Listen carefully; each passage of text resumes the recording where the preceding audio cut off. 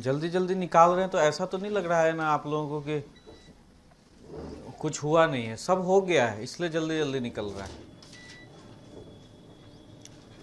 आपको जब आप लोगों को जैसे ही ये यूनिट ख़त्म होगा तो फिर बजट और इकोनॉमिक सर्वे हम लोग पढ़ेंगे। उसके बाद एमसीक्यू हम लोग शुरू करेंगे। फिर 3 टेस्ट जो हुआ है उसका हम क्वेश्चन भी, जब क्वेश्चन करवाएंगे तब आप लोगों को लगेगा कि सब मेरा पढ़ा हुआ कौन है। जो लोग पढ़ रहा है उसको तो समझ में आएगा ही, तो इसलिए फटाफट रिवीजन करिए, क्योंकि पॉलिटी पॉवेट से टेस्ट शुरू होगा। तो वो सब आप लोग जल्दी जल्दी करिए। 19 फरवरी से सब लोग टेस्ट में शामिल होइए, ठीक है? तो टेस्ट में आप लोग कितने लोग इंटरेस्टेड हैं जो पॉलिटी पॉवेट का शुरू हो रहा देंगे? पॉलिटी पॉवेट पढ़ रहे हैं ना? अविनाश, तुमको तो ज्योग्राफी नहीं देगा, तुम वो हम जानते हैं। पॉलिटी पॉवेट तो देगा, इकोनॉमिक्स तो देगा। हाँ, तो 19 फरवरी से टेस्ट का तैयारी करिए। तब तक जैसे चलेगा 3 हफ्ता, तो आपका इधर इकोनॉमिक्स हो जाएगा। फिर इकोनॉमिक्स के बाद हम लोग ज्योग्राफी करेंगे। ज्योग्राफी के बाद साइंस और हिस्ट्री, नहीं, ज्योग्राफी के बाद खोरठा होगा। तो खोरठा जो बच्चा किया हुआ है वो देगा। उसके बाद तब तक आप लोग को समय मिलेगा, फिर साइंस और हिस्ट्री आप लोग करिएगा। जो बच्चा खोरठा नहीं किया है उसका होली के बाद फिर खोरठा का क्लास शुरू होगा, ठीक है? चलिए, ग्रुप ए का topic 8, group A topic 8, budget और principle of budgeting. Budget, principle of budgeting, principle of budgeting. इस साल क्या क्वेश्चन आया था राम पुकार जी, बताइए? 7th जेपीएससी में बजटिंग से, types of budgeting, types of budgeting, performance budget, zero budget,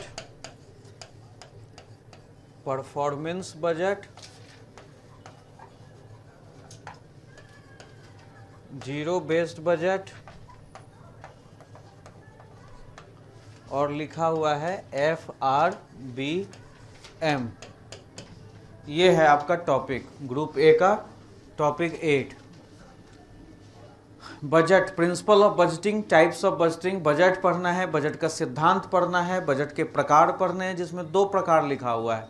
performance, उसको आउटकम बजट भी बोलते हैं, और जीरो बेस्ड बजट, शून्य आधारित बजट, और एक टॉपिक में लिखा हुआ है FRBM। इतना लिखा हुआ। क्वेश्चन हमको बतलाइए जो 7th जेपीएससी मेंस में इससे रिलेटेड आया हुआ है, बतलाइए।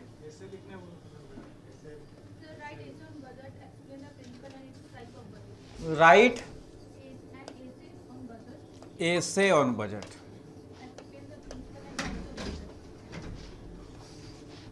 Principal and types of budget, और ठीक क्या? हाँ, नेशनल इनकम का था। देख लो, यहाँ सीधे टॉपिक से उठा के क्वेश्चन पूछा है। ये जो अभी आपको नोट्स मिलेगा, तो नोट्स में भी देखिए लिखा हुआ है बजट। बजट कितने प्रकार का होता है, किस तरह से बनाया होता है, प्रिंसिपल ऑफ बजटिंग। अब कहानी क्या है, अब लिख दिया एसे ऑफ बजट। बजट, जब budget is all about income and expenditure, तो पहले हम उसका स्वरूप दे दिए कि भारत में बजट को प्रस्तुत करने में बजट कैसे बनाया जाता है। तो उसमें एक जो मेन इंपॉर्टेंट चीज़ है कि जैसे मैं पहले बतलाया हूं आपको कि बजट अगर 2023-24 का प्रस्तुत हो रहा है, तो उस बजट में 2022-23 का भी जिक्र रहता है, प्रीसीडिंग ईयर का। इधर रहेगा एक्चुअल, ये रहेगा एक्चुअल एस्टीमेट, और ये रहेगा नहीं, ये प्रोविजनल डाटा। करंट ईयर का क्या रहता है? Provisional data. और 2024-25 इसका रहता है एस्टीमेट, बजटरी एस्टीमेट, आगे क्या करना है। तो किसी भी बजट का यह 3 भाग होता है। जिस साल का हम बजट प्रस्तुत कर रहे हैं तो प्रीसीडिंग ईयर का एक्चुअल एस्टिमेट, पहले हमने क्या बनाया था तो उसमें मिला क्या एग्जैक्टली, तो एक्चुअल एस्टिमेट बोलते हैं। फिर इस साल का प्रोविजनल डाटा, मतलब ये प्रोविजनल का मतलब ये अभी अस्थाई नहीं है, ऊपर नीचे होगा। 2024-25 का एक साल का और एडवांस में बजटरी एस्टिमेट बनाते हैं कि आगे तीसरे साल हमें क्या करना है। तो ये बजट का इम्पोर्टेंट पार्ट है। और बजट अगर शुरू करते हैं तो कोई ऐसे लिखना रहेगा, तो बजट में लिखा होगा कि बजट जो टर्म है वो बजट शब्द से निकला है, प्रीलिम्स वगैरह में ये सब लिखे। और बजट अपने इंडियन कॉन्स्टिट्यूशन में अंडर आर्टिकल 1112 बजट प्रोविज़न है, जहाँ पर यह लिखा हुआ है कि एनुअल फिनेंशियल स्टेटमेंट ये होता है, ठीक है। हम लोग इसको पॉपुलरली बजट बोलते हैं और it's all about income and expenditure. अब बजट तो वो जो प्रीलिम्स में लिखे थे, राजस्व आय, राजस्व व्यय, पूंजीगत आय, पूंजीगत व्यय, ये सब ऐसे में लिखाएगा या नहीं लिखाएगा कि भारत सरकार का आय का ये स्रोत है, भारत सरकार व्यय यहाँ करती है। फिर ऐसे में और क्या लिखाएगा, घाटा, घाटा लिखेंगे या नहीं लिखेंगे। तो जो राजस्व घाटा आपने लिखा था, फादर ऑफ ऑल डेफिसिट, आपने जो फिस्कल डेफिसिट के बारे में पढ़ा है, और फिस्कल डेफिसिट कैसे हमारे लिए सिरदर्द बना 1991 में, है कंटेंट की कमी है आपके पास। उस दिन जिस दिन मुझे राम पुकार जी से क्वेश्चन पूछे, इसलिए क्योंकि उस दिन राम पुकार जी जब इस बोले सर अब इसमें तो पूरा रामायण लिख देंगे, इस तरह से कुछ उन्होंने स्टेटमेंट दिया। चूँकि आपको एक एक चीज़ों को हम लोगों ने कंसेप्ट में एक्सप्लोर कर दिया, अब आपको कोई दिक्कत नहीं है इस टाइप का क्वेश्चन लिखने के लिए जिसमें आपसे पूछ रहा है कि एसे ऑन बजट। अरे भाई ये तो जो टॉपिक है प्रिंसिपल एंड टाइप्स, ये तो है ही नोट्स में दिया हुआ, इसको तो रटना ही है। और ये चीज़ जब एसे ऑन बजट आ गया तो बच्चा लोग घबरा गया कि यार ये बजट के बारे में तो एक पैराग्राफ, नोट्स वोट्स में क्या करता है, एक पैराग्राफ में दे दिया, ज़्यादा से ज़्यादा लिखा होगा एनुअल फिनेंशियल स्टेटमेंट 112, आर्टिकल 112 का जिक्र, बजट, बस ये सब लिखा होगा। ज़्यादा से ज़्यादा ये वाला जो मैंने आपको बतलाया कि बजट इम्पॉर्टेंट 3 साल का इस तरह से दिखाया जाता है, किसी भी साल का बजट इस तरह से पेश किया जाता है। ज़्यादा से ज़्यादा it's all about income and expenditure. उसके बाद बजट लोग भूल गए कि बजट है क्या। पढ़ा है कभी ना कभी वो भी रिवेन्यू डेफिसिट, पढ़ा है कभी ना कभी वो भी फिस्कल डेफिसिट, लेकिन जो लोग फैक्चुअल एग्जाम का तैयारी करते हैं तो वो आरडी एफडी ये सब पढ़ लेते हैं, लेकिन उसको रिलेट नहीं करते हैं कि ये है क्या चीज़। तो भाई बजट जब आपने कह दिया it's all about income and expenditure, तो अब इनकम को दिखाइए, राजस्व प्राप्ति क्या क्या होता है तो याद होगा तो लिखिए कि राजस्व प्राप्ति ये होता है। राजस्व व्यय क्या होता है, रेवेन्यू एक्सपेंडिचर क्या क्या होता है, तो उसके आइटम्स को लिखिए। फिर एक्सपेंडिचर जहां आए तो अब ऐसे ही लिखना है तो लिखिए, पहले था plan expenditure, non plan expenditure, और वो इरिलेवेंट हो गया। अब जो चल रहा है वो क्या चल रहा है, रेवेन्यू एक्सपेंडिचर और कैपिटल एक्सपेंडिचर। फिर राजस्व पूंजीगत व्यय के बारे में लिखिए, फिर राजस्व व्यय के बारे में लिखिए, उसके आइटम्स को लिखिए एक एक करके।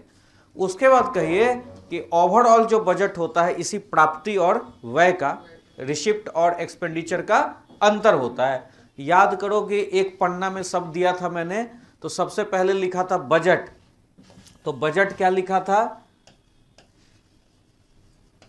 Total revenue minus total expenditure. अब यहां पर क्या हो गया, आरआर प्लस सीआर, और यहां पर माइनस आरई प्लस सी। अब तुमने ऊपर सारा कंपोनेंट लिखा ही है, बजट को अब डिफाइन कर दिया कि ये ओवरऑल बजट है ना। उसके बाद आप रिवेन्यू डेफिसिट को बतलाइए, आप प्राइमरी डेफिसिट को बतलाइए, आप फिस्कल डेफिसिट को बतलाइए। फिर नीचे में डेफिसिट के ऊपर एक पैराग्राफ लिखिए कि father of all deficit is revenue deficit. वहीं आप इफेक्टिव रिवेन्यू डेफिसिट के बारे में बतला सकते हैं कि सरकार ने, सेंट्रल गवर्नमेंट ने घाटा को कम करने के लिए एक नया टर्म ईआरडी लेकर आया। इस तरह से ये क्वेश्चन अब वहाँ के कंसेप्ट से पूरा लिख के दिखाओगे ना ये वाला क्वेश्चन, तो कल सब लोग ये वाला क्वेश्चन आप लोग दिखाओ। ईआरडी लिखने के बाद, फिस्कल डेफिसिट लिखने के बाद आप डेफिसिट के ऊपर एक पैराग्राफ लिखिए, डेफिसिट के ऊपर पैराग्राफ कि किस तरह से फिस्कल डेफिसिट हमारे लिए, इन सब घाटाओं में, घाटा तो father of all deficit RD है, लेकिन किस तरह से 1991 में फिस्कल डेफिसिट हमारे लिए सिरदर्द बना। ठीक है, और फिस्कल डेफिसिट के रीजन में नहीं जाना है, एक जगह और आपको मिलेगा, वो आगे हम लोग FRBM में पढ़ेंगे। फिस्कल डेफिसिट के रीजन में नहीं जाना है, जहां याद करिए कि मैंने बतलाया था कि फिस्कल डेफिसिट क्यों हुआ, तो इन्फ्लेशन के कारण हुआ। भारत में BOP डेफिसिट हो गया था और इन्फ्लेशन, करंट अकाउंट डेफिसिट हुआ जिससे BOP डेफिसिट हो गया और इन्फ्लेशन था, और इसी वजह से हमारा राजकोषीय घाटा क्या हो रहा था, बढ़ता जा रहा। CAD समझ रहे हो, चालू खाता घाटा, चालू खाता घाटा था हमारा, जिसकी वजह से BOP डेफिसिट हो गया। अब चालू खाता घाटा क्यों था, तो क्योंकि हम लोग एक्सपोर्ट कम कर रहे थे, इंपोर्ट ज़्यादा कर रहे थे। हम लोग तेल पर निर्भर थे, हम लोग इंपोर्ट पर निर्भर थे, और एक्सपोर्ट हमारे पास कुछ था नहीं। तो उस समय का ट्विन डेफिसिट का ट्विन प्रॉब्लम बोला जाता है, इन्फ्लेशन और BOP डेफिसिट। वहाँ से ये टॉपिक निकल के आएगा जिसको अभी हम लेके चलेंगे, अभी समझाएंगे। लेकिन आपका ऐसे तक में आप घाटा तक एक्सप्लेन कर दिए और ये बता दिए कि फिस्कल डेफिसिट हमारे लिए बहुत बड़ा सरदर्द बना। ज़्यादा से ज़्यादा कारण बतला सकते हैं कि 2 प्रॉब्लम की वजह से हमारा फिस्कल डेफिसिट उस समय बढ़ गया। अब बजट पर जब ऐसे ही लिखना है तो घाटा बढ़ गया, तो अब बजट को बैलेंस कैसे किया जाए, है ना। तो बजट, इसका मतलब जब आप बैलेंस ऑफ पेमेंट पढ़ रहे थे उस समय आपने देखा होगा कि किस तरह से खर्चा को मैनेज करना है, और एक्सपेंडिचर पढ़े आप तो एक्सपेंडिचर रिफॉर्म के बारे में पढ़े कि खर्चा प्रायोरिटी वाइज कैसे होनी है। अगर कर्ज भी लेना पड़े तो हम लोग कर्ज कहाँ से लें, पढ़ा है या नहीं पढ़ा है ये सब।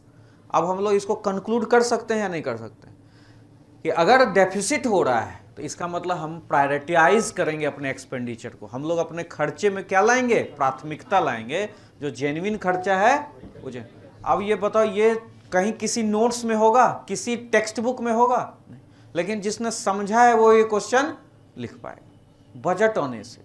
तो लास्ट में कंक्लूड ऐसे ही करेंगे कि अगर घाटा हो गया तो घाटा को दूर कैसे किया जाए, तो we need to prioritize our expenditure, we need expenditure reform. हाल हमें क्या चाहिए, व्यय सुधार चाहिए। वहाँ फिर लिखेंगे हाल ही में हमारे सरकार ने DBT लाया है, our government introduce DBT in the form of expenditure reform. फिर यह बतलाएंगे कि अगर इन सब चीज़ों के बाद एक तीर हो गया ये कि खर्चा कम कीजिए, एक कि अगर उधार लेना ही पड़ रहा है तो उधार कहाँ से लें, तो उधार कहाँ से लें, तो इंटरनल बोरोइंग से लें। वो भी लास्ट वाले नोट्स में मैंने इंटरनल बोरोइंग एक्सटर्नल बोरोइंग बतलाया है। आज आप FRB और पहले भी आपको बतलाया है कि सेंट्रल और स्टेट का जो गवर्नमेंट है वो कितना कर्ज ले सकता है। याद है सस्टेनेबल डेप्ट पाथ का हमने चर्चा किया था, बिल्कुल 60% ऑफ टोटल डेप्ट, 40% सेंट्रल गवर्नमेंट, 20% स्टेट। इसका मतलब आप यह भी बतलाएंगे कि अगर हम कर्ज भी लेते हैं तो कर्ज का हमारा एक लिमिट है। कर्ज हम इंटरनल बोरोइंग से लें तो ज़्यादा बढ़िया। पहले आप बोरोइंग लेते थे, उधार लेते थे, RBI से ज़बरदस्ती मिंटिंग भी करवा देते थे। जब फिस्कल डेफिसिट आया था तो मिंटिंग बंद करवाया, कहा कि RBI का सिर्फ वेज और मीन्स एडवांसेस यूज़ करना है। मतलब हम लोगों ने ये प्राथमिकता अपनाया हुआ है, बजट को कैसे बैलेंस किया जाए इसके लिए ये सब काम किया हुआ है। इंटरनल बोरोइंग का भरोसा, तो इंटरनल बोरोइंग में 1-2 पॉइंट बताना है कि RBI से डेफिसिट फाइनेंसिंग नहीं करवाना है। RBI से क्या करवाना है, वेज एंड मीन्स एडवांसेस से RBI से उधार लेना है। डेफिसिट फाइनेंसिंग करवाएंगे तो इकोनॉमी में ज़बरदस्ती पैसा डाले जा रहे हैं, फिर उसको मैनेज कैसे करेंगे। और इंटरनल बोरोइंग के साथ साथ, इंटरनल बोरोइंग का मतलब देश में सेविंग को भी आपको क्या करवाना होगा, प्रमोट करवाना होगा, इन्वेस्टमेंट अट्रैक्ट कराना होगा। और जहाँ पर आपको FDI चाहिए, है ना, तो लॉन्ग टर्म जो आपको डेप्ट होगा वो आपको FDI के रूप में मिले, जिसमें आपको इंटरेस्ट मिनिमल हो, कम से कम हो, तो वो आपको क्या करेगा, फायदा। आज अपना अभिषेक कहाँ रह गया जी, तो उसका तो टैब भी नहीं चलता है, उसको बोलना ये वाला लेक्चर सुनने और ये क्वेश्चन लिखने, ठीक है। तो कंक्लूड हम इस तरह से करेंगे कि प्रायोरिटाइज, एक एक्सपेंडिचर को पकड़ना है और एक हम लोगों को पकड़ना है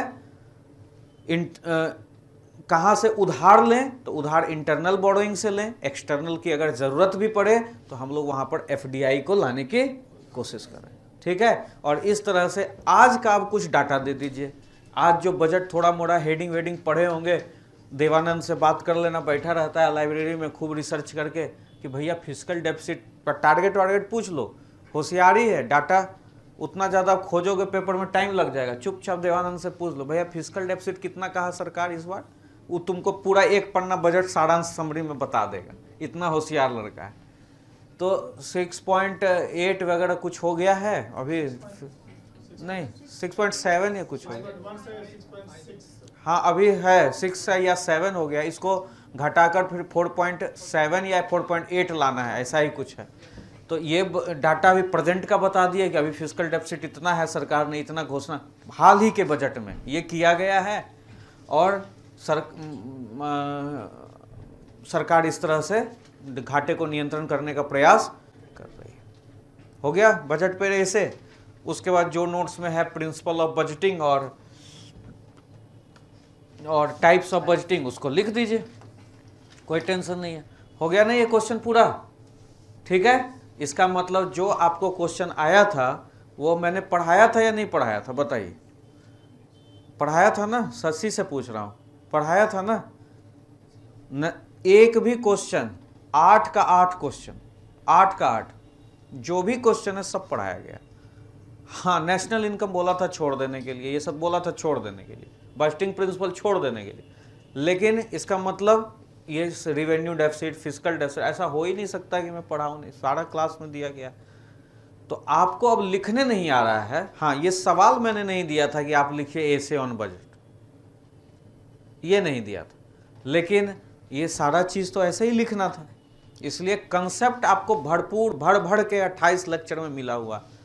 अभी एक बच्चा का फ़ोन आया था, कहीं दूसरे कोचिंग से जुड़ा हुआ था, 29,000 दे के 250 घंटे का उसको इकोनॉमिक्स का क्लास वहाँ दे दिया है।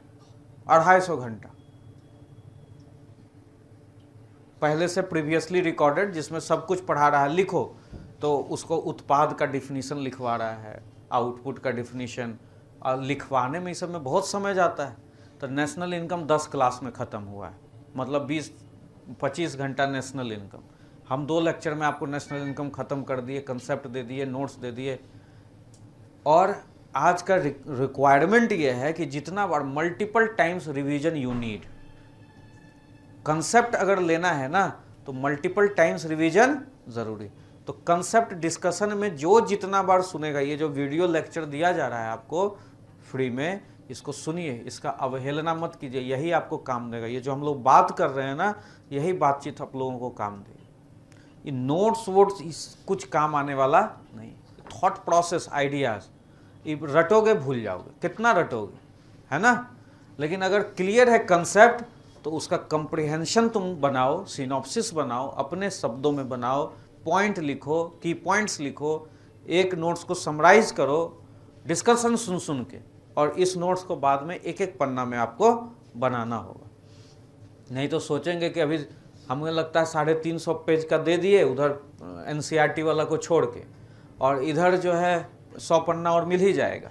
तो 450 पन्ना बैठोगे, आज दे के आए पॉलिटी पेपर पहले होता है ना, इकोनॉमिक्स के पहले कौन सा होता है? हिस्ट्री ज्योग्राफी पेपर 3 है ना ये। तो 4 कौन सा है? पेपर 4। हाँ, तो पॉलिटी पवेट दे के आओगे, अगले दिन रहेगा इकोनॉमिक्स। तो पहले ही बैंड बजा हुआ है, पॉलिटी पवेट पढ़ के इकोनॉमिक्स में 400 पन्ना कहाँ से रिवाइज कर पाओगे? तो कंसेप्ट अगर क्लियर है, अगले दिन साइंस भी रहता है, एक ही दिन। बहुत बढ़िया, बहुत बढ़िया। इसीलिए ये चीज़ काम देगा आपको। आप जो सिनॉप्सिस बनाओगे, डिस्कशन को जो बार बार, लेक्चर को बार बार सुन के अपना कंसेप्ट क्लियर है, बिंदास होके जाना, एक पेन लेके जाना, सिगरेट पियो, खैनी पियो, जो मस्ती करना है करो।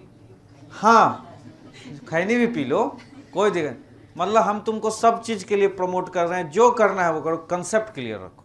एक पेन लेके मस्त मौला बन के गले में लाल रुमाल बांध के जाओ, बिना टेंशन लिए हो।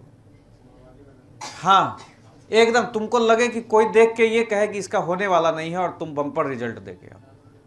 पढ़ने वाला लड़का ऐसा ही होता है, वो जो पोथी लेकर एग्जाम टाइम में रिवीजन करते रहेगा, वो समझ लो कि रेस से बाहर।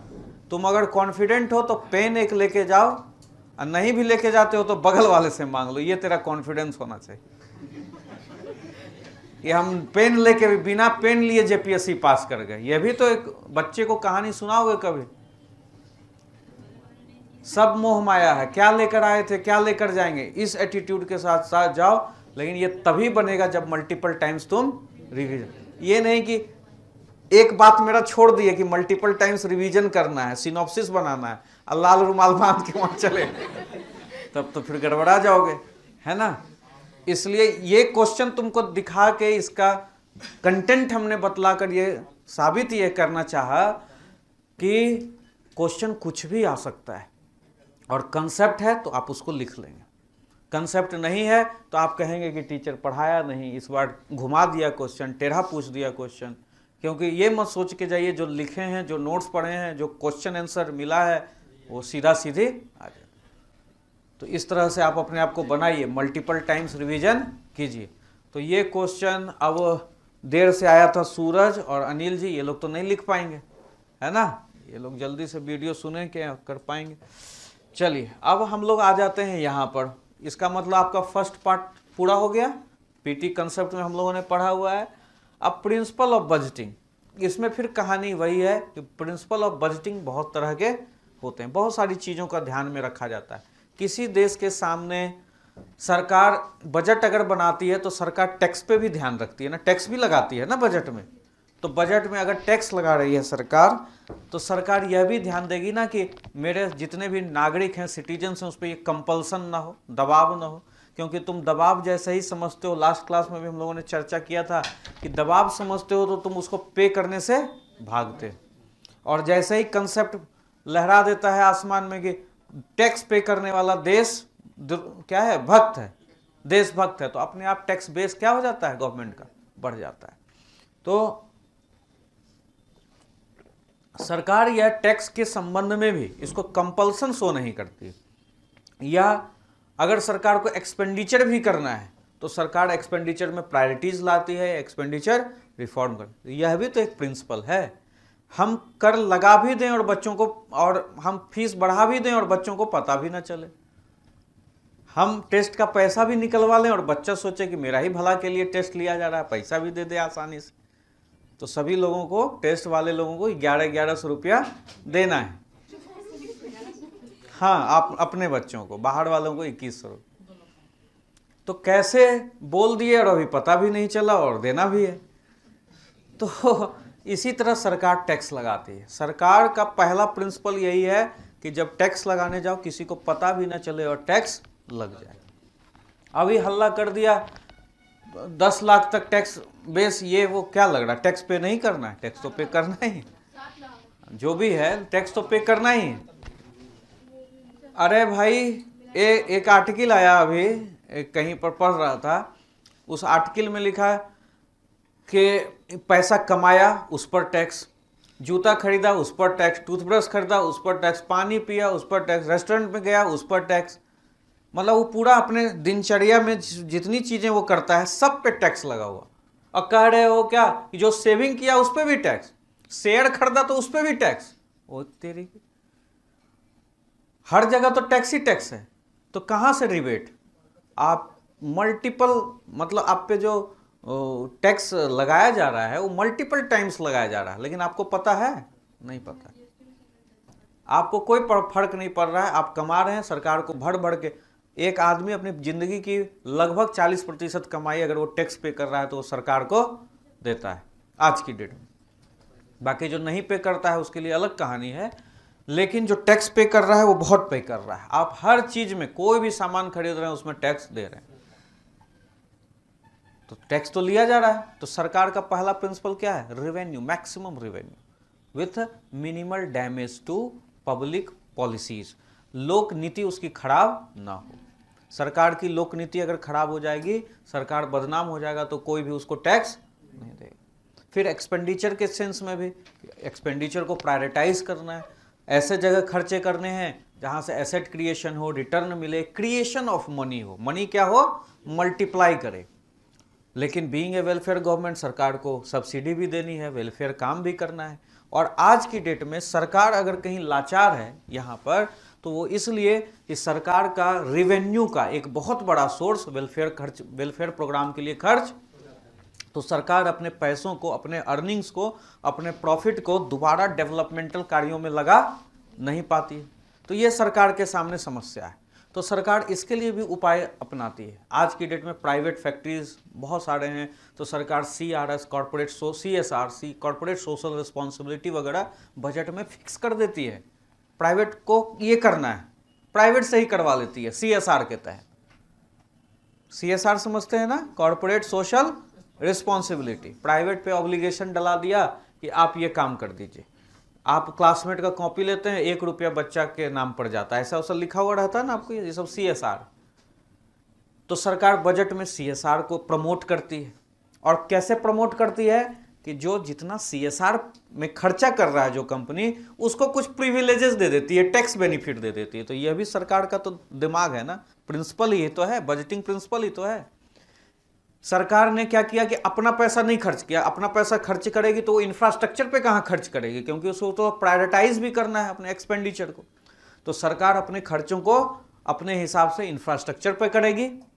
CSR इससे बढ़वा रही है कि तुम CSR करो, और यह भी कह रही है कि अगर तुम CSR करोगे तो तुमको टैक्स बेनिफिट देंगे या ये प्रिविलेज देंगे, लोन दिलवा देंगे, जो भी है। तो बजट में उसके लिए स्पेशल अनाउंसमेंट। तो इससे कॉर्पोरेट भी प्रमोट हो रहा है, सरकार का काम भी हो रहा है। तो इस तरह के प्रिंसिपल, बेसिक प्रिंसिपल्स अपनाए जाते हैं। कुछ और चीज़ें हैं जैसे एनुअलिटी, मतलब बजट जो होता है पूरा साल भर का एक बार सरकार पेश करती है। एक बार सरकार सारा बजट एक बार पेश। कुछ बजट के टाइप से अगर प्रिंसिपल लेना चाहते हैं तो मान लीजिए है जीरो बेस बजटिंग। तो जीरो बेस बजटिंग में 1 साल के लिए बजट पास हो गया, 1 साल के लिए बजट पास हो गया, पैसा अलॉट हो गया और आप खर्च नहीं कर पाए। परफॉर्मेंस बेस्ड बजटिंग और जीरो बेस्ड बजटिंग का इसी में प्रिंसिपल में जोड़ देता हूँ। और अगर आप खर्च नहीं कर पाए, इसका मतलब आपका परफॉर्मेंस क्या हुआ, आपने स्पेंडिंग आपकी क्या हो गई, कम हो गई। आपको जो बजट मिला उसको आपने खर्च नहीं, इसका मतलब आपका परफॉर्मेंस क्या हुआ, खराब हो गया, आउटकम आपने अच्छा नहीं दिया। तो परफॉर्मेंस के आधार पर आपको दूसरे साल बजट एलोकेट किया जाएगा। इसका मतलब जिस लोगों को बजट आवंटित किया जा रहा है, क्योंकि राज्य सरकारों को भी सरकार, सेंट्रल गवर्नमेंट बहुत सारा अनुदान देती है, बहुत सारा ग्रांट देती है, तो वह उम्मीद करेगी ना कि यह जल्दी जल्दी खर्च करे, या लेके वो बैठा रहेगा तो रिसोर्सेज का यूज नहीं हो पाएगा। तो सरकार एक परफॉर्मेंस बेस्ड बजट अगर जो टाइप है वह सरकार का क्या है, प्रिंसिपल भी है। परफॉर्मेंस अपनाए हुए है वो एलोकेशन में, कि जिसका परफॉर्मेंस बढ़िया होगा उसको बजट दूसरे साल फिर उस मुकाबले ज़्यादा आवंटित होगा। उसी तरह जीरो बेस्ड बजटिंग किस प्रोग्राम बनाते हैं आप लोग कि हमें साल भर में ये प्रोजेक्ट पूरा करना है, ठीक है, और पूरा कर नहीं पाए, तो पूरा कर नहीं पाए तो अगले साल फिर ऐसा नहीं, अच्छा पूरा नहीं हुआ, कितना खर्चा हुआ, अच्छा इतना 100 रुपया में 60 रुपया खर्चा कर दिए, 40 रुपया बचा हुआ है, अच्छा चलो अब कितना लगेगा, तो 50 रुपया और लगेगा। तो ऐसा नहीं कि आपको 50 रुपया दे देगा, आपको कहेगा ठीक है तुम 60 रुपये का काम कर लिया ना, चलो उसका पूरा DPR बनाओ, डिटेल्ड प्रोजेक्ट रिपोर्ट बनाओ। उसमें जो करप्शन है, धांधली है, वो सरकार उसको पकड़ेगी कि 60 रुपये का काम तुमने किया या नहीं किया, तो पूरा DPR सरकार मांगती है। और 60 रुपये का काम तुमने 100 कर दिया, फिर सरकार इवेलुएट करती है कि अब इसमें काम बचा हुआ है कितना रुपया का। इसका मतलब उसी को बोलते हैं जीरो बेस, मतलब उसका बेस को क्या कर देना, स्क्रैच से, कि अब इस बचे हुए काम को कितने हो सकता है कि कोई एफिशिएंट टेक्नोलॉजी आ गई और कोई कंपटीटर आ गया जो बोल रहा है कि हम इसको 10 रुपये में कर देंगे, तो सरकार का 30 रुपये बचेगा या नहीं बचेगा। तो सरकार जीरो बेस बजटिंग अपनाती है। इसका मतलब एनुअलिटी का सरकार ध्यान रखती है कि बजट 1 साल के लिए बनाया जाता है, बजट को खींचा नहीं। इसमें performance based budgeting, zero based budgeting ये सब हेल्प करता है। अब मान लो बजट का ही टाइप है gender based budgeting, gender budgeting. तो जेंडर बजटिंग भी बजट का एक प्रिंसिपल है, 2006-07 में अपने यहाँ शुरू किया गया है। ये बजट का सिद्धांत ही है। क्यों? जेंडर इक्वालिटी के लिए। जेंडर इक्वालिटी, मान लो कि अगर स्कूल में पैसा खर्च कर रहे हैं और स्कूल में सब लोग पढ़ने जा रहे हैं, अंकुल जा रहा है, अनवर जा रहा है, तनवीर जा रहा है, सब लोग पढ़ने जा रहे हैं, ठीक है, लेकिन सबीना और काजल नहीं जा रही है। तो सरकार को यह चिंता होगी कि लड़के तो जा रहे हैं लेकिन लड़कियां नहीं जा रही। इसका मतलब क्या किया जाए भाई? तो चलो बजट में क्या करते हैं कि सबको साइकिल बांट देते हैं। साइकिल बंटा या नहीं बंटा? बिहार में बटा ना, बिहार और यूपी में साइकिल बटा, यहाँ भी बटा। बताइए, झारखंड के बारे में तो हमें पता, यहाँ भी साइकिल बटा है। शशि, एक आध साइकिल तुम नहीं लिया? नहीं, बिहार में क्या होता था, जो साइकिल मिलता था वो बिक जाता था। जैसे साइकिल ले लिया, 5,000 का साइकिल, 6,000 का साइकिल मिला, उसको 3,000 में बेच दिया सेकेंड हैंड। तो मेरे घर में भी 3-4 साइकिल गए थे तो रखा हुआ था। बोले ये सब साइकिल कहाँ से आया जी? तो कहा कि फलना को मिला था, फलना को मिला था, हम लोग सब खरीद लिए। हम बोले वाह, बहुत बढ़िया। तो 5-5, 6 हज़ार में। और दिलवाने वाला कौन होता है? गांव का जो डोमिनेंट आदमी होता है वही दिलवाता है। तो 5 साइकिल दिलवाया उसको, और उसका 2-2 हज़ार में सब साइकिल खरीद लिए। तो ये सब गलत हो जाता है। लेकिन सरकार का प्रिंसिपल क्या है जेंडर बजटिंग में? जेंडर इक्वलिटी लाने के लिए कि अगर स्कूल इनरोलमेंट कम हो रहा है महिलाओं का, तो it's a concern for government. तो बजट में जेंडर इक्वलिटी एस्टेब्लिश करने के लिए जेंडर बजटिंग लगाया कि महिलाओं के नाम इतना पैसा खर्च कर। तो यह भी एक प्रिंसिपल है ना? इसी तरह बहुत सारे प्रिंसिपल हैं, लिखते जाइए एकदम दबा के।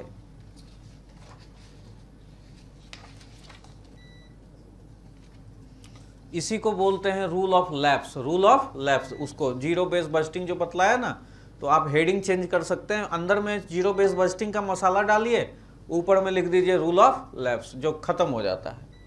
उसके बाद फिस्कल डिसिप्लिन। बजट में फिस्कल डिसिप्लिन बहुत इंपॉर्टेंट होता है। तो फिस्कल डिसिप्लिन में वही हम लोग बजट डेफिसिट वाली, घाटा वाली बात करते हैं कि मान लीजिए इनकम कहाँ से आ रहा है, एक्सपेंडिचर कहाँ से आ रहा है, और घाटा होते जा रहा है आपको। तो वह बजट जिसमें घाटा हो वह कभी सस्टेनेबल नहीं होगा। तो फिस्कल डिसिप्लिन जो है वो बजटिंग प्रिंसिपल का इंपॉर्टेंट पिलर होता है। हमें यह देखना है कि आमदनी अठन्नी है तो खर्चा रुपया ना हो। तो फिस्कल डिसिप्लिन को हमेशा बजट में वैल्यू दिया जाता है। तो फिस्कल डिसिप्लिन भी बजट का एक क्या हो गया? प्रिंसिपल हो गया। उसके बाद इंक्लूसिवनेस। बजट में इंक्लूसिव, अब ये सब बोलो बताने का चीज है जी, बताने का चीज है। बजट में इंक्लूसिवनेस होना चाहिए या नहीं होना चाहिए? एक बच्चा यूपीएससी में हमसे पूछा था, सर इंक्लूजन में और क्या वर्ड बोला था, इसमें क्या अंतर होता है? तुम ही लोग पूछे थे कि यूपीएससी में पूछा था? अब अगर इंक्लूजन शब्द का मतलब नहीं पता है जेपीएससी तैयारी करने वाला बच्चा को, तो गड़बड़ है ना कमलेश। इंक्लूजन पता है? अरे यार, हम समझ रहे थे कि इसको चेहरा से लग रहा था कि इसको डाउट है। एक रोशन का भी लग रहा है, करीना का भी लग रहा है। इंक्लूजन नहीं पता? हिंदी मीडियम है या इंग्लिश मीडियम? समावेशन, तुम हिंदी मीडियम है? समावेशन,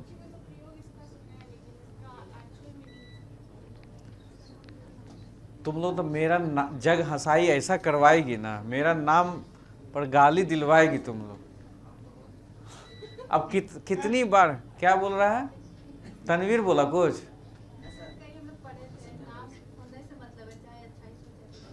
वाह क्या बात।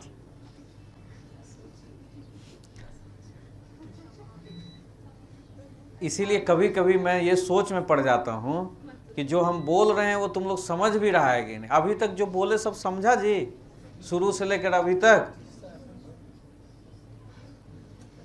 और जब इंक्लूजन नहीं समझ रहा है,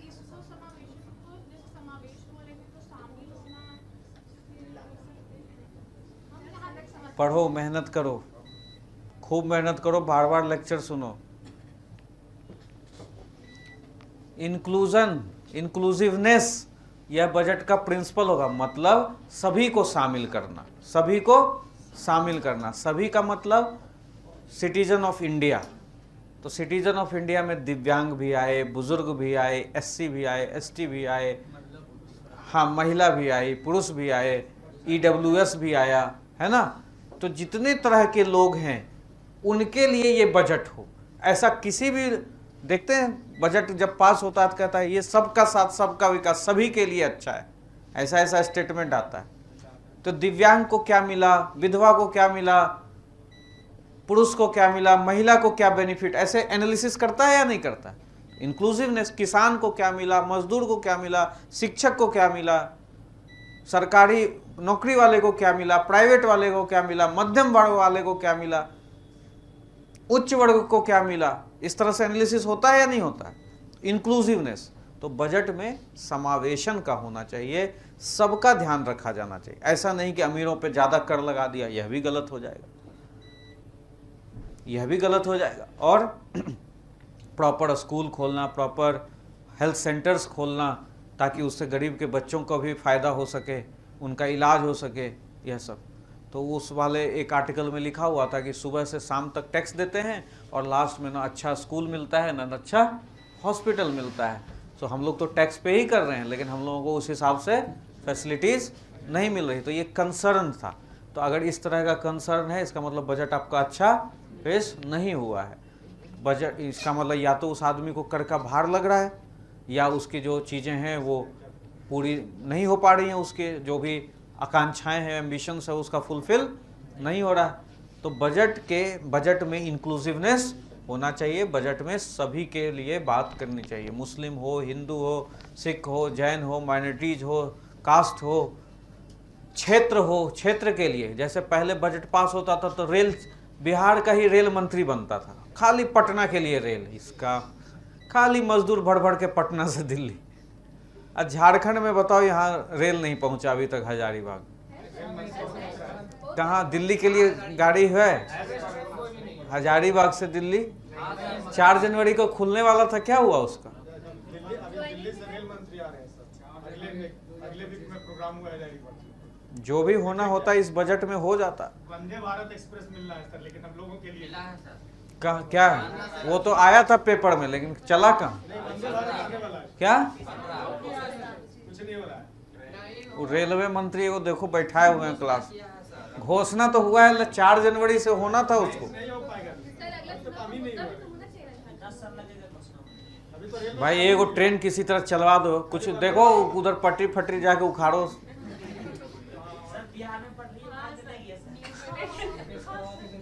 वंदे भारत चलेगी सर। कहे कि हम लोग के गांव में तूफान एक्सप्रेस रुकता नहीं था, तूफान एक्सप्रेस रुकता नहीं था।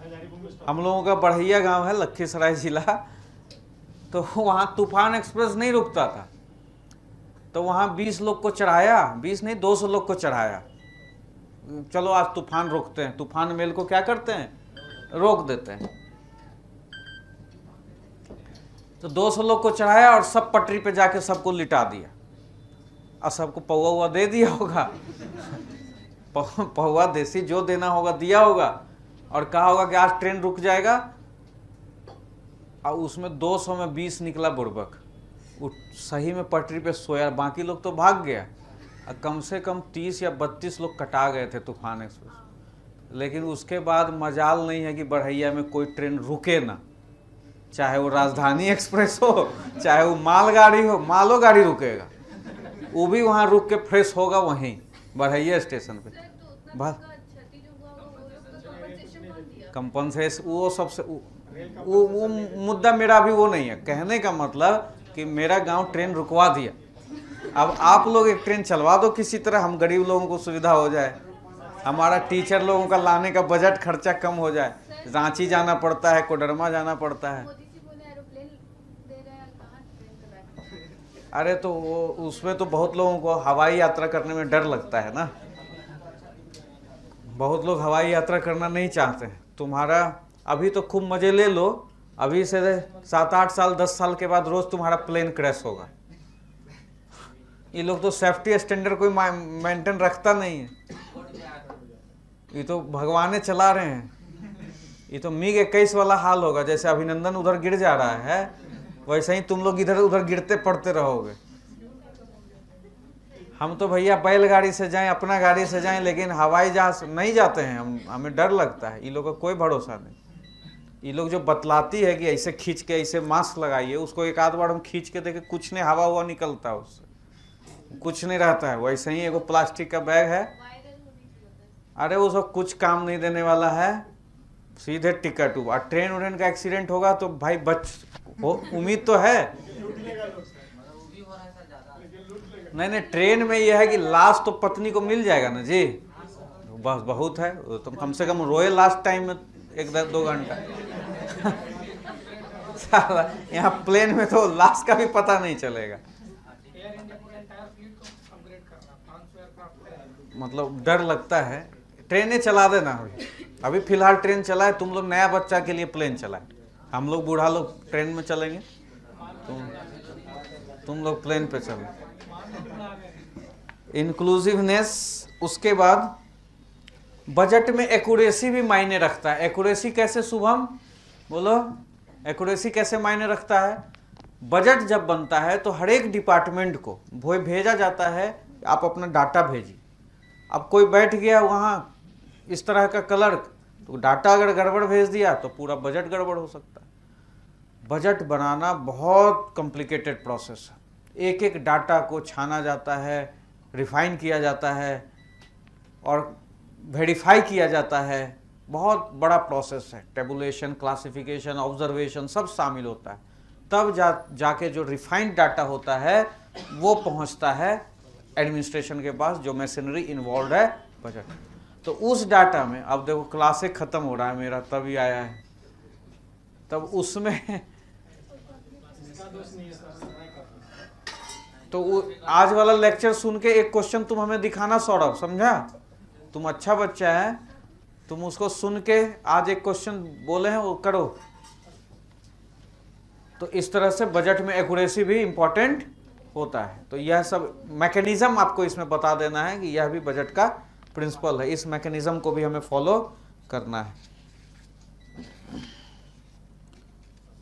और ट्रांसपेरेंसी एंड अकाउंटेबिलिटी ये भी है। यूनाइटेड नेशन ने इसको दोनों को इंक्लूड किया है, ट्रांसपेरेंसी एंड अकाउंटेबिलिटी। पहले तो बजट जब बनता था तो हम लोगों को बेवकूफ़ बनाया जाने का काम चलता था। कह रहा है कि बजट डेफिसिट इतना है, तो तुम लोगों को तो अब पता है ना, तुम लोगों को अब तो पता है ना कि बजट डेफिसिट में कौन सा बजट डेफिसिट या रेवेन्यू डेफिसिट या फिस्कल डेफिसिट में कौन सा डेफिसिट इंपॉर्टेंट है तुम्हारे लिए। अब पता है ना, आपको पता है 97-98 तक लोगों को पता ही नहीं था। 91 में बात हो गई, अरे यार 91 में ये बात हो रही है कि फिस्कल डेफिसिट बढ़ रहा है, फिस्कल डेफिसिट बढ़ रहा है और इंटरेस्ट लायबिलिटी है, ये सब बात हो रही है। और 97-98 में पहली बार बजट में रेवेन्यू डेफिसिट शामिल किया गया। 97-98 से पहली बार बजट में इनकॉर्पोरेट किया गया। फिर मतलब लिखना ये लोग शुरू किए कि इस बार इतना फिस्कल, जैसे इस बार आया ना कि फिस्कल डेफिसिट 6.8 है, इसको 4.8, पहले बजट में ये सब बातें नहीं की जाती थी। तो ट्रांसपेरेंसी थी। आपको उधार ले लिया बाहर से, और बाहर से उधार ले लिया तो बजट बैलेंस हो गया। उधार ले लिया और आपको कह दिया, बजट डेफिसिट का कंसेप्ट समझ रहे हो ना, तो उसमें बाहर से उधार लेके मैनेज हो सकता था या नहीं? कैपिटल रिसिप्ट्स में ऑप्शन होता था ना उधार लेने का। तो उधार ले लिया और बजट डेफिसिट को कम दिखा दिया। अब यहां पर तेरा भले ही फिस्कल डेफिसिट बढ़ रहा है, लेकिन तुमको बजट डेफिसिट क्या कर रहा है? कम दिखा रहा है। तो बेवकूफ हम लोगों को बनाता था। तो ये सब जो देशों में होता है, पाकिस्तान या थर्ड वर्ल्ड कंट्री, भारत और थर्ड वर्ल्ड कंट्री में ये सब खूब होता है। यहाँ के जनता को बेवकूफ़ बनाया जाता है, यहाँ के जनता को पता नहीं चलने दिया जाता है। और देश अगर बैंकरप्ट हो रहा है, बर्बाद हो रहा है, तो इसमें इंटरनेशनल इकोनॉमी का भी नुकसान है ना, उसको सपोर्ट करना पड़ेगा या नहीं? आज श्रीलंकन क्राइसिस हो रहा है, पाकिस्तान डूब रहा है, तो इसमें वर्ल्ड इकोनॉमी को हार्म है या नहीं? उसको तो सपोर्ट मदद करना पड़ेगा। बीइंग ए वसुधैव कुटुंबकम, बीइंग ए ग्लोबल सिटीजन, आप एक बार सोच करके देखिए कि अगर कहीं पर लोग दुखी है, भूखा मर रहा है, तो आपका दिल दुखेगा या नहीं दुखेगा? साउथ अफ्रीका का सिचुएशन, वो एक गिद्ध वाला फोटो, बच्चा वाला फोटो आप लोगों को नजर में है, जो फोटोग्राफर खींचा उससे पूछा आप उसको बचाए क्यों नहीं, ये बेचारा सुसाइड कर लिया। तो ह्यूमैनिटी अगर है तो आपको being a world citizen, being a global citizen आपको पेन होगा। अगर आप ग्लोबल सिटीजन अपने आप को मानते हो तो आपको दुख होगा अगर किसी भी देश की खराब कंडीशन होती है। तो यूनाइटेड नेशन ने इसको ट्रांसपेरेंसी और अकाउंटेबिलिटी को बजट का प्रिंसिपल बनाया, नहीं तो ये तो था भी नहीं। तब जाके हम लोग फिस्कल डेफिसिट आप लोगों को दिखाना शुरू किए कि लो ये फिस्कल, ताकि आपकी जनता जो है मुख्यमंत्री से, फाइनेंस मिनिस्टर से सवाल पूछ सके कि भाई फिस्कल डेफिसिट इतना कैसे बढ़ गया। तो लास्ट इसको कर देना है, हो गया आपका budgeting principle of budgeting. Clear है? तो बजट पर आप ऐसे भी लिख लेंगे, प्रिंसिपल ऑफ बजटिंग भी आपका क्लियर हो गया। ठीक है, टाइप्स मैंने बता दिया, दो आपके सिलेबस में दिया हुआ है, परफॉर्मेंस बेस्ड बजटिंग और जीरो बेस्ड बजटिंग। एक आपको जेंडर बजटिंग अलग से मैंने बतला दिया। ठीक है, उसके बाद और क्या बचा? FRBM, fiscal responsibility and budget management. तो यह इसकी कहानी शुरू होती है FD से। इसकी कहानी कहां से शुरू होती है? फिस्कल डेफिसिट से।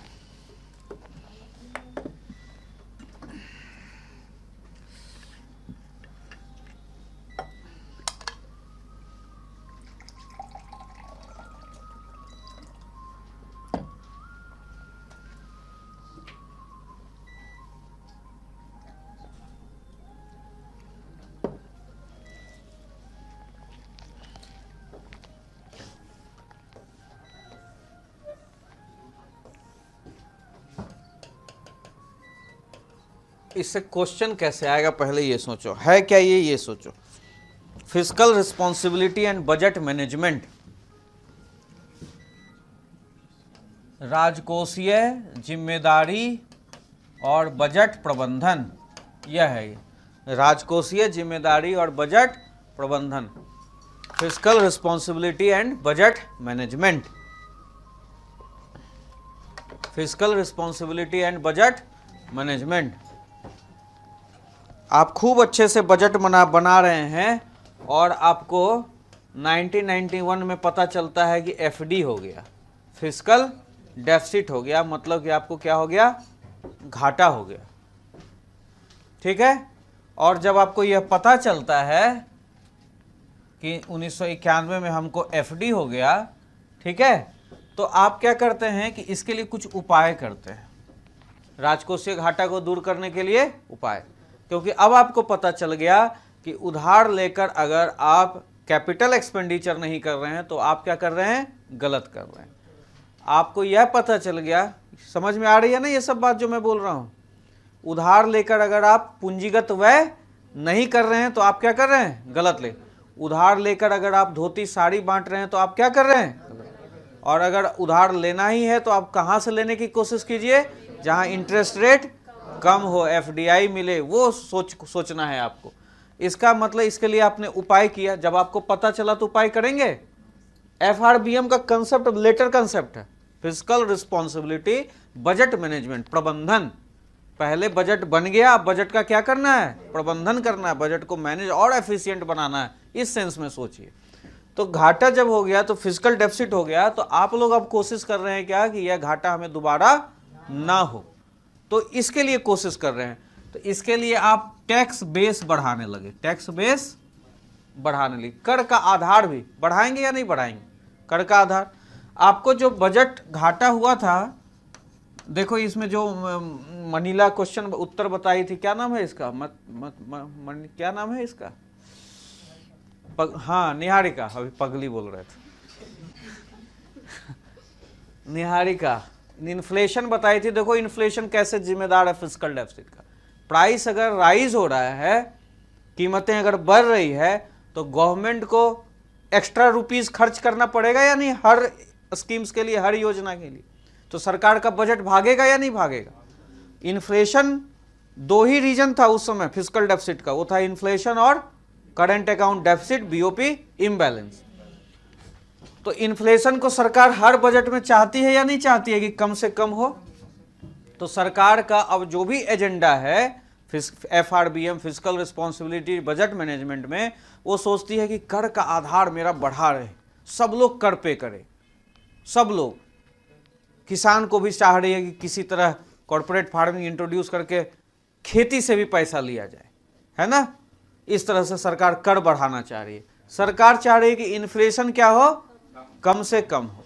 और सरकार क्या चाहेगी कि मेरा करंट अकाउंट डेफिसिट ना रहे, या अगर है भी तो उसमें FDI की मात्रा ज़्यादा रहे। इसका मतलब सरकार यह चाहेगी कि मेरा एक्सपोर्ट हो ज़्यादा और इंपोर्ट क्या हो, कम हो। प्रयास उसके लिए देखिए किए जा रहे। हमारा सबसे बड़ा सरदर्द अभी पता है इंपोर्ट में क्या है, क्रूड ऑयल का इंपोर्ट। अगले 10 साल में सुनो तनवीर, अगले 10 साल में हम लोग तेल पर निर्भर नहीं रहेंगे। हाँ, ग्रीन एनर्जी, हाइड्रोजन फ्यूल या बैटरी पावर बेस्ड टेक्नोलॉजी जो भी है, अगले 10 सालों में ये जितना petrol based diesel based car है ना, सब छूमंतर हो जाएगा। इसीलिए अगर 11th JPSC का उम्मीद कर रहे हो, सोच रहे हो कि फॉर्च्यूनर दहेज में लेंगे पेट्रोल वाला, तो अरे ऐसे कैसे फिर वर्तमान तो कोई देने नहीं जा रहा, ऐसा कैसे मिलेगा कि वर्तमान में नहीं देगा, वर्तमान में कहाँ देगा। एडवांस चेक लेके सोचता होगा ये लोग। ऐसे मुझे कुछ कुछ हिंट मिलते रहता है ना बच्चे लोगों से कि कौन फॉर्च्यूनर सोच रहा है, कौन थार सोच रहा है। ये लोग सबके दिमाग में अपना अपना स्कीम चल रहा है। अबे तुम लोग के दिमाग में सब बात कहाँ से आता है यार। टेम्पू भी सोच रहा है। टेम्पो भी सर तो इसी वाला टेम्पो खोज रहा है। ये तो मेरा वाला हाल हो गया कि हम सोच रहे थे कि अभी क्या लिया जाए, तो बैटरी वाला लिया जाए स्कूटर। तो हम सोचे जब बैटरी वाला स्कूटर लेंगे तो पहले हुआ कि बाइक नहीं, क्यों, क्योंकि बाइक में स्पेस नहीं है, सामान आ जाएगा स्कूटी में। तो फिर हुआ कि जब सामान ही लेना है तो एक बैटरी रिक्शा ही क्यों न ले लिया जाए। तो कृष्णा बोला कि सर चलाएगा कौन, हमें तो तुमको शर्म आएगा चलाने में, हम ही चला लेंगे, दोनों भाई मिलके चला। मतलब दोनों भाई मिलके चला लेंगे, कभी तुम चलाना कभी हम चलाएंगे। इमरजेंसी में शशि अविनाश है ही, उसमें मटर आलू लाने के लिए। अरे तो हम लोग हम्बल आदमी हैं, टोटो चला ही लेंगे तो क्या हो जाएगा। हम लोग तो अरे कोई दिक्कत नहीं है, तुम साइकिल नहीं चलाई हो। हम लोग अरे डायरेक्टर ये सब इंसान है, हम लोग ह्यूमन बीइंग है। चलाओ पंखा एक आध चलाओ, सही में गर्मी लग रहा है।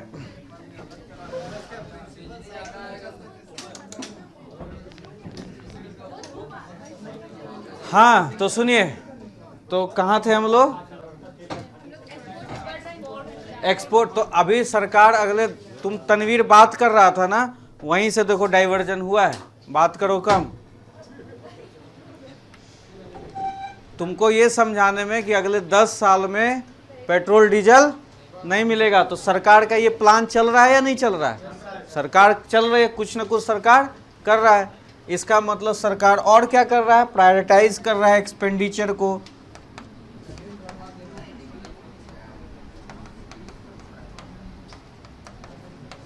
तो सरकार इस तरह से बहुत सारा काम कर रहा है। जहां भी सरकार को लगता है कि खर्चा कम हो, रेवेन्यू ज़्यादा आए, इन्फ्लेशन कम रहे, ठीक है, बाहर से इन्वेस्टमेंट लाने के लिए भी सरकार सोचता है।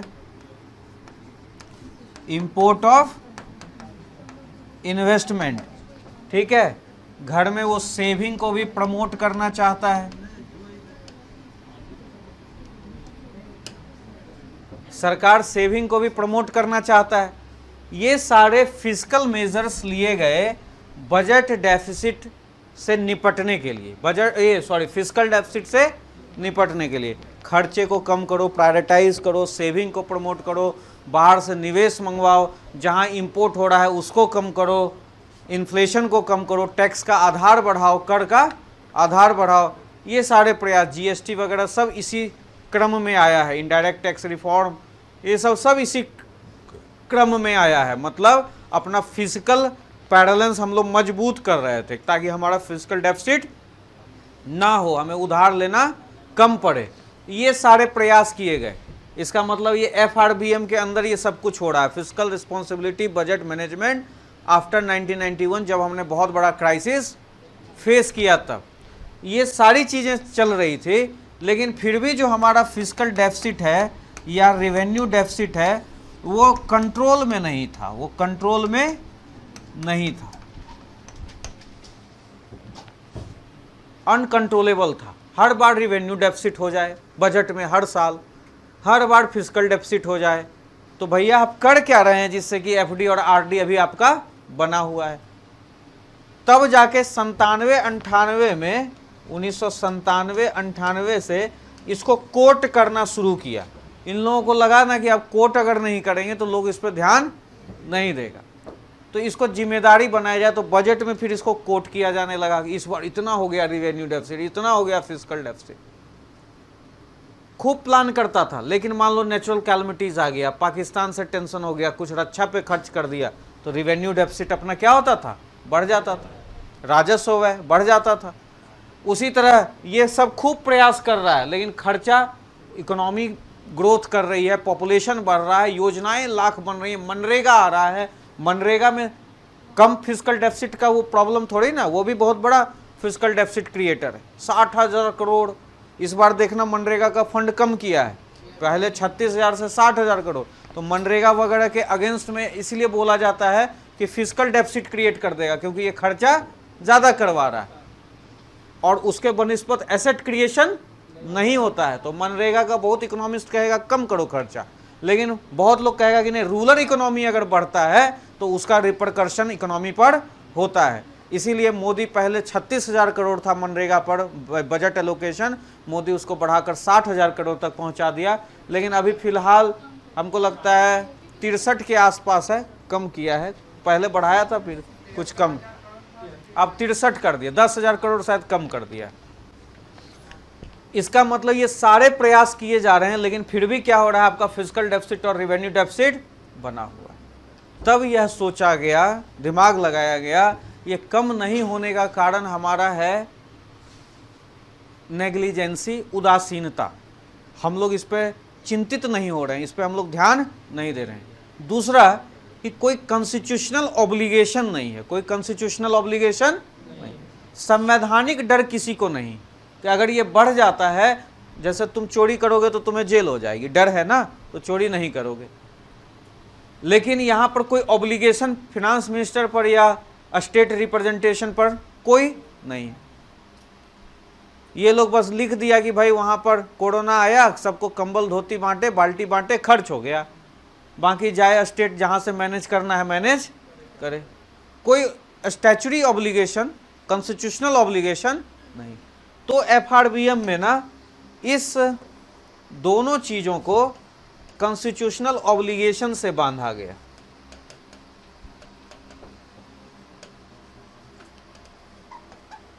कॉन्स्टिट्यूशनल ऑब्लिगेशन से बांधा गया और इसके लिए 2000 में डिबेट शुरू हुआ। 2003 में FRBMA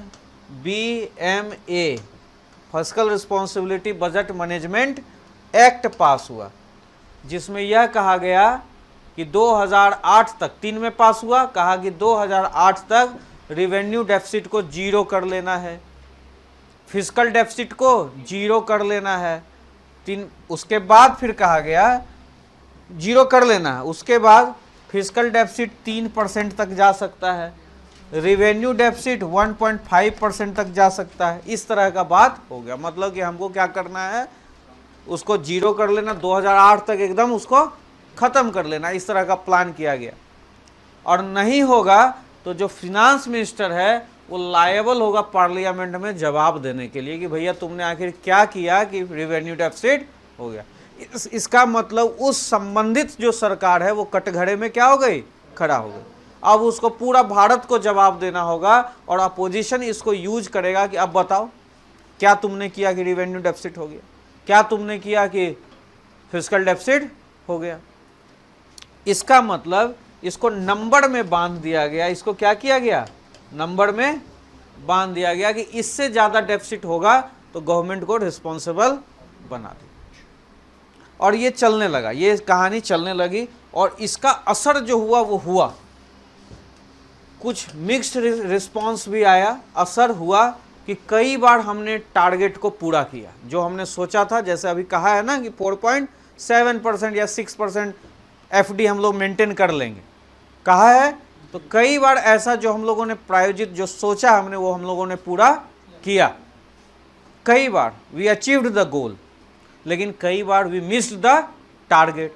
इसका मतलब मिक्स्ड रिस्पॉन्स आया इस कॉन्स्टिट्यूशनल ऑब्लिगेशन का। कई बार फायदा हुआ, लेकिन इससे एक नया डिबेट शुरू हो गया, इससे एक नया डिबेट शुरू हो गया कि ये कहाँ तक सही है खर्चों को बांधना, कहाँ तक सही है खर्चों को बांधना।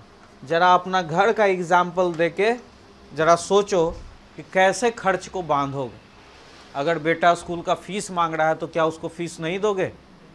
क्या अगर बेटा स्कूल जा रहा है उसका जूता फट गया किसी गलती से, इंसिडेंट से, तो क्या उसका दूसरा जूता उसको नहीं दोगे? कहोगे कि अब इस साल का बजट में तुमको जूता मिल गया, अब अगले साल बजट में जूता देंगे? ऐसा हो सकता है? नेचुरल कैलमिटीज आती है या नहीं आती है? प्रॉब्लम्स आती है या नहीं आती है? तो जिस तरह से एक घर का बजट भाग जाता है कभी कभी अनफॉर्सीन सर्कमस्टेंसेस से, जिसको आपने महसूस, जिसको आप अंदाजा नहीं लगाते हैं, उसी तरह देश इतना बड़ा है, इसका खर्चा कैसे नहीं बढ़ेगा? गोरखपुर में ऑक्सीजन का सिलेंडर खत्म हो रहा है, कहोगे अब इस साल का बजट पास हो गया है, अब सिलेंडर तुमको अगले साल मिलेगा। तो बेचारा तो 32 बच्चा मरा था और 320 बच्चा और मर जाता। तो आपको तो ऑक्सीजन का सिलेंडर पहुंचाना होगा, खर्चे तो करने होंगे। सुनामी आया तो कहो बजट पास हो गया, अब जो होगा होगा, बह के जाना है जाओ, बाकी हम लोग अब कुछ नहीं करेंगे। तो ये पॉसिबल है? खर्चा को बांधा जा सकता है? एक कोशिश किया गया, एक दबाव आया, लेकिन इस पर डिबेट शुरू हो गया कि ये गलत हो गया। आरडी तो जीरो किया नहीं जा सकता, संभव है। आरडी को जीरो करने का कंसेप्ट यह है कि खर्चा को कम से कम किया जाए। जीरो हो कैसे सकता है ना? मतलब रेवेन्यू डेफिसिट का मतलब खर्चा खत्म नहीं, रेवेन्यू डेफिसिट जीरो का मतलब खर्चा इस तरह से करो कि तुम घाटा ना हो। मतलब अगर तेरे पास पैसा नहीं है भाई तो BMW में घूमने की क्या ज़रूरत है, टोटो में घूम लो, लेकिन BMW मत खरीदो। लेकिन भाई स्टेट रिप्रेजेंटेटिव है और उसको तुम कहोगे कि तुम चलो स्विफ्ट में, तो अच्छा नहीं लगेगा ना? नहीं यार, ऐसा मत बोलो, स्टेटस है यार। वो BMW खरीदा, वो उसको खरीदना चाहिए। हम लोगों को कहीं भी घुमा लो, लेकिन तुम्हारा मुख्यमंत्री है यार, भले ही वो, लेकिन तुम्हारा मुख्यमंत्री है तो उसको तो BMW में चढ़ने दो। हम लोग तो आम लोग हैं, कहीं भी घूम लेंगे, स्विफ्ट में, डिजायर में, कहीं। लेकिन स्टेटस तो वही प्रधानमंत्री वाला भी वही मैंने कहा कि अगर वो 10 लाख का सूट पहन रहा है तो तुम्हारा स्टेट का रिप्रेजेंटेटिव है, उसको पहनवाओ, कोई इशू नहीं। लेकिन कोशिश ये होनी चाहिए कि तुम्हारा आरडी घाटा ना हो, अपने उस रिवेन्यू में उसको पूरा कर लो। ये कंसेप्ट है। आरडी जीरो करने का मतलब ऐसा नहीं है कि कुछ हो ही ना। तो मिक्स्ड रिस्पॉन्स आया, लेकिन एक डिबेट शुरू हो गया कि ये हेल्दी नहीं है इस इकोनॉमी के लिए, क्योंकि कभी कभी बहुत ज़रूरी खर्चे हैं, उन खर्चों को सरकार रोक देती है कि अब अगला सरकार आएगा तो वो जाने। तो बहुत इम्पॉर्टेंट जो एक्सपेंडिचर्स होते हैं उसको उस बजट साल में किया नहीं जाता है, और वो करना लाजमी होता है, नहीं तो उससे डेवलपमेंट पे फर्क पड़ेगा। तो सरकार सोचती है अब हम क्यों फिस्कल डेफिसिट बढ़ाएं, हम क्यों आरडी बढ़ाएं, अब तो वैसे भी मेरा पूरा होने वाला है, जो आगे की सरकार आएगी वो जाएगी, वो जाने। तो इससे डेवलपमेंटल एक्सपेंडिचर, कभी कभी नेसेसरी एक्सपेंडिचर क्या होते हैं, रुक जाते हैं। इसलिए फिर यह डिबेट शुरू हुआ। तो इसमें फिर कमेटी बनी NK सिंह के अध्यक्षता में, और इन्होंने बहुत सारा रिकमेंडेशन दिया, जिसमें इन्होंने सस्टेनेबल डेप्ट पाथ का चर्चा किया कि कर्ज लेने की कोई सीमा होनी चाहिए जो मेरे लिए सस्टेनेबल हो, जिसको हम लोग लौटा सकें। फिर बोला कि फिस्कल डेफिसिट को हम लोग रेंज में बांट दो, और यही सब चीज़ें हम लोग रिसेंट फिस्कल पॉलिसी में मैंने कंसेप्ट में भी आप लोगों को पढ़ाया है या नहीं पढ़ाया? सस्टेनेबल डेप्ट पाथ या फिस्कल डेफिसिट में एक रेंज होना चाहिए, ये सब बताया है या नहीं बताया? रेंज में बांध देने से क्या होगा कि अगर कुछ खर्चा जरूरी है, जो खर्चा हम लोग कर नहीं रहे थे, अब वो खर्चा हम लोग करेंगे, वो खर्चा जरूरी खर्चा हम लोग रोकेंगे नहीं। रेंज समझ रहे हो? 3 से 3.5 कर दिए, इतना फ्लेक्सिबिलिटी मिल गया कि अगर फिस्कल डेफिसिट 3 का टारगेट था तो 0.5 तक आप बढ़ा सकते हैं। तो अभी फिलहाल एफआरबीएम में यहां तक है, लेकिन फिर इसको कंक्लूड करते समय अभी का फिस्कल डेफिसिट, अभी का बजट का सिचुएशन, तो बजट का टोटल रिसिप्ट, टोटल एक्सपेंडिचर और घाटा, ये आपके पास ये डाटा होना चाहिए कंटेम्प्रेरी। कितना कितना मेरा प्राप्ति है, कितना एक्सपेंडिचर है, कितना आपका घाटा हुआ, क्या टारगेट है आपका, है ना, ये सब आपको पता होना चाहिए। उसको लास्ट में कंक्लूजन में लिखिए डाटा को, और इस तरह से आप एफआरबीएम को कंक्लूड कीजिए। आप अभी आज तक की स्थिति देने के बाद क्लियर है?